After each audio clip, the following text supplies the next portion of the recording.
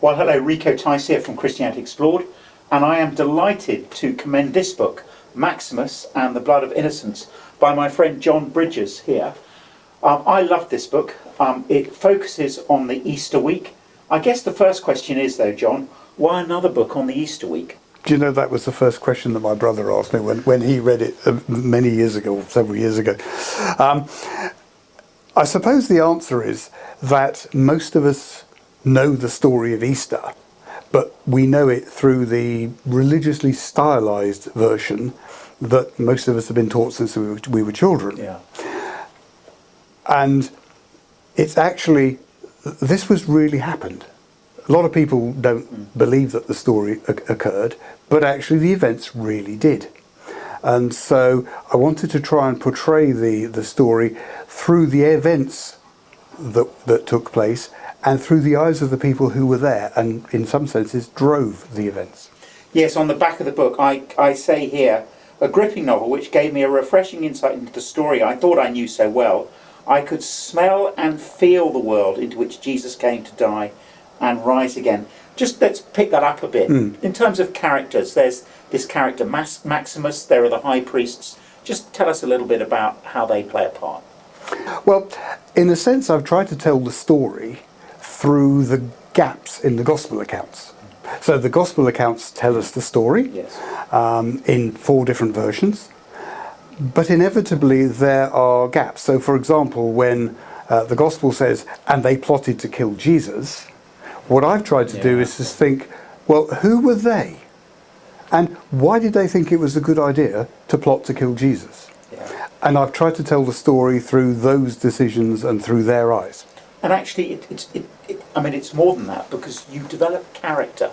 I found, very early on in the book, I'm starting to align myself with people. I'm wary of people. I'm getting inside their heads. Just tell us how you did that, for example, with Maximus. Maximus, again, is this centurion. Tell us how you developed him and thought about him. Maximus started, actually, as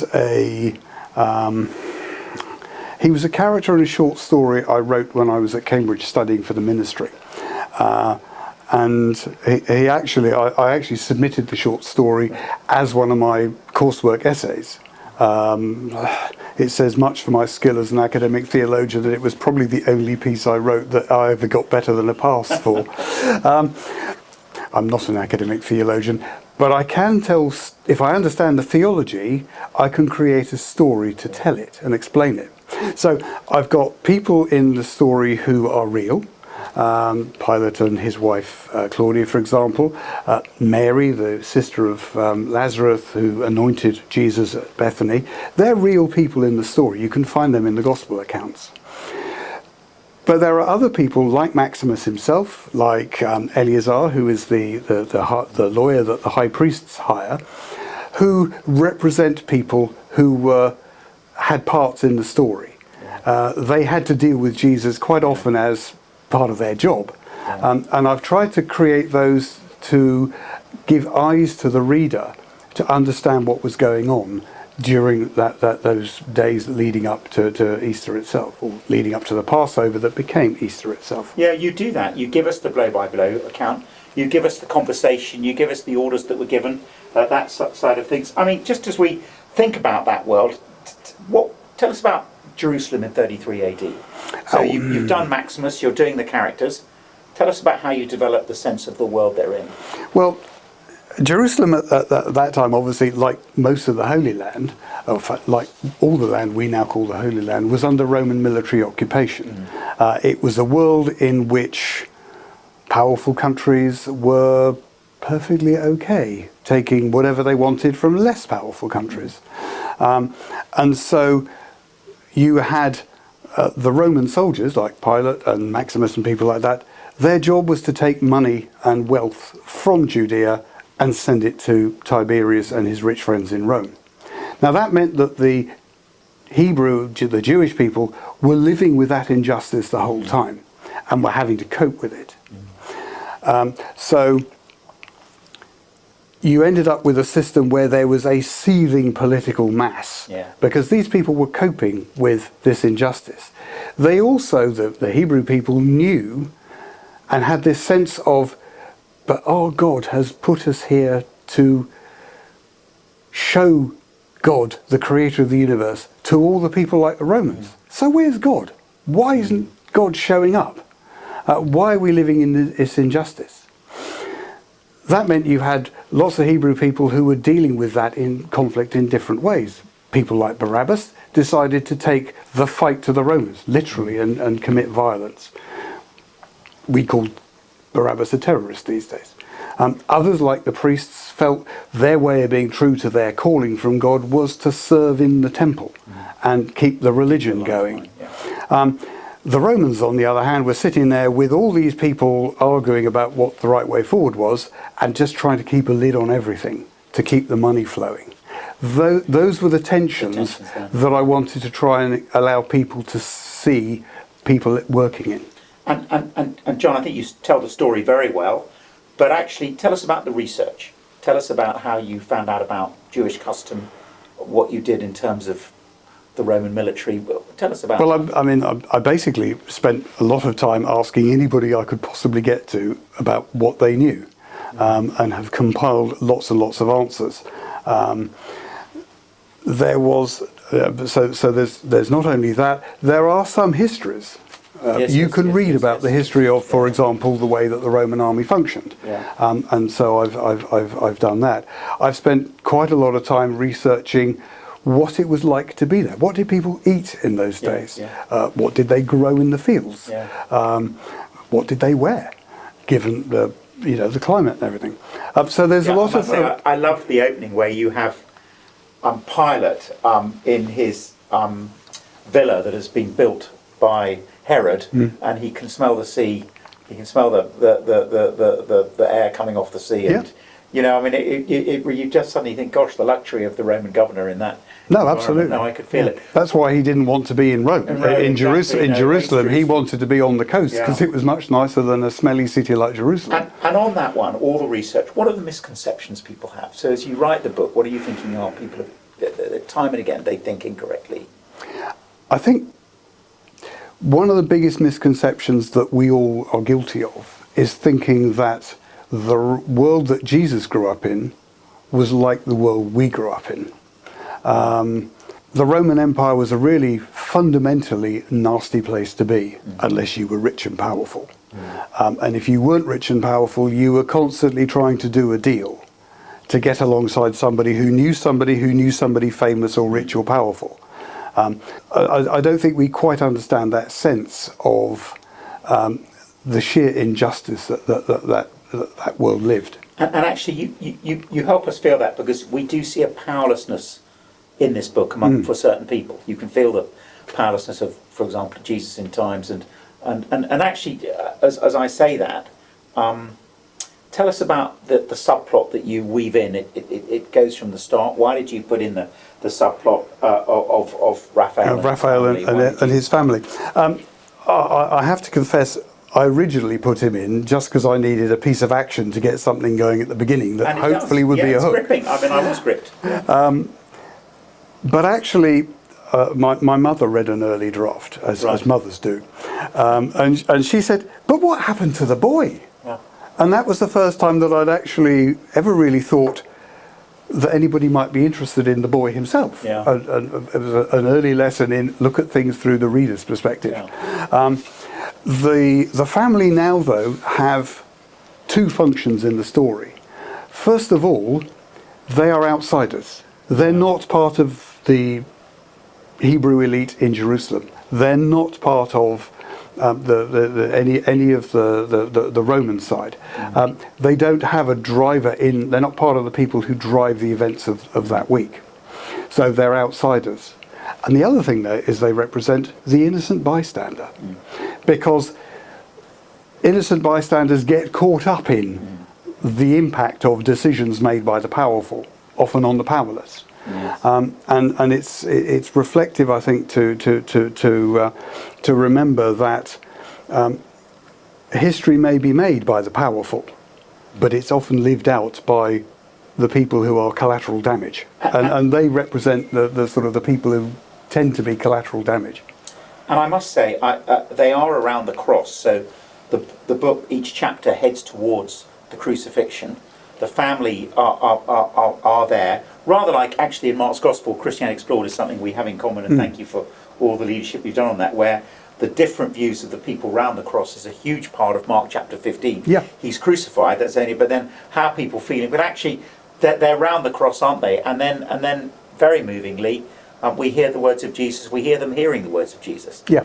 So I mean, again, it was John. Thank you. It's a very moving climax.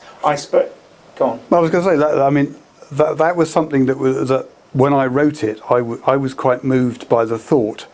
As an ex-soldier, as an ex-chaplain, I've spent my whole life in the forces, rushing to wait, as we say, because you've got to be there, and then you wait for something to happen. Yeah. And in the way I've written the story, Maximus hears Jesus saying, "Father, forgive them. They don't know what they're doing." And of course, he's waiting for Jesus to die. Yeah. So he's got time to sit and think. Yeah. So that probably means Pilate and the priests. It certainly means me and my men who put him on the cross in the first place. So what have we done that we don't understand?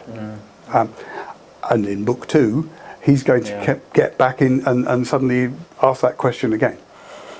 Yes, it's a lovely ending. I love your last chapter where you have Pilate again. I think he's back in his villa and he's overlooking, but they're discussing Barabbas has been released and he is now still continuing with insurrection. Oh, what a pain! It was Jesus who went, "Oh, Jesus, well, they say he's risen from the dead. He's risen." And so you get the echoes of the conversation. Yeah. There they are. Well, you get Pilate saying, "Hang on." So collective insanity takes Jerusalem as soon as I leave the city. And for you, but there was a military man around the cross. I mean, how did you connect with it? Because what we want to do is we want to say, great book to read for Easter, but really connects with today. Just personally, how did you did all this study, you wrote this book, it comes out of decades being in the scriptures yourself, but did anything connect for you personally? You think, gosh, that really, I found myself... Yeah. I found myself scared by the fact, because I've got a military background, and other people with other backgrounds will have other reactions, but I've found it very easy to put myself in Pilate's place. And the scariest thing was to realise that if I had been doing his job, I would probably have made the same decisions for the same reasons. I did once wonder whether I would title the book "All the Wrong Things for All the Right Reasons."